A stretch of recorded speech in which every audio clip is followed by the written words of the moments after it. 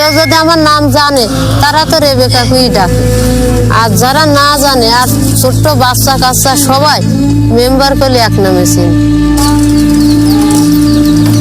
এই পেশায় আছি, অভাব ছিল, বাপ মা খুব দুরবস্থা ছিল, কামাই রোজগার করি খাতে দিতে পারতো না। তা আমি মাথায় করে মাটি বইছি, জঙ্গলে গিয়ে কাঠ কাটিছি, আমার নিজের একটা নৌকা বানাইছি। তা আমার ভাই সেই নৌকা ধ্বংস করে দিলি, এই বাইরে বেরিয়ে আমি সেই রাগে বাইরে বেরিয়েছি।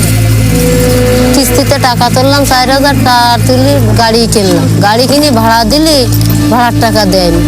তারপরে আমি চিন্তা করলাম আমি নিজেই চালাবো, তাই নিজে চালাই, ইনকাম করি খাই। ওই মোটর কিনে এনে ওই ভ্যানে লাগাইছি। এখন একটু কষ্ট কম হয়, পেট্রোল মারতে না, আর তখন তো কষ্ট বেশি হতো। কষ্ট হলেও তো কষ্ট করে খাতে হবে।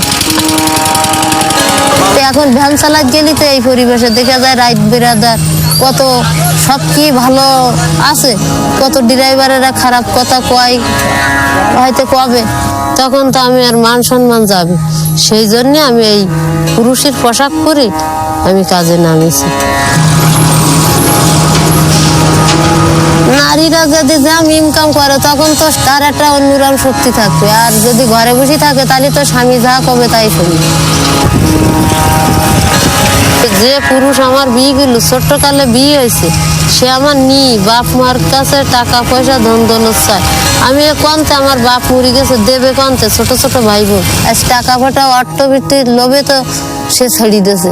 আমি পুরুষের ঘৃণা করে, তাই তো আমি প্রতিজ্ঞা করি রয়েছি যে জীবনে আর বিয়ে শাদী করবো না।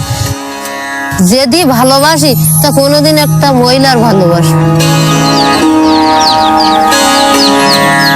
শুনছিলেন বিবিসির প্রবাহ টিভির নির্বাচিত অংশ, পরিবেশন করলেন শারমিন রমা। শেষ করার আগে আবারও সংবাদ শিরোনাম। ফরাসি প্রেসিডেন্ট ফ্রাঁসোয়া ওলাদ ইসলামিক স্টেটকে নির্মূল করার অঙ্গীকার করেছেন। আর বাংলাদেশে গতকাল শিয়া মসজিদে হামলার দায়িত্ব স্বীকার করেছে ইসলামিক স্টেট। বিবিসি থেকে বাংলায় আমাদের পরবর্তী অনুষ্ঠান পরিক্রমা আজ রাত বাংলাদেশ সময় 10:30 আর ভারতের রাত 10টায় শুনবেন আশা করি।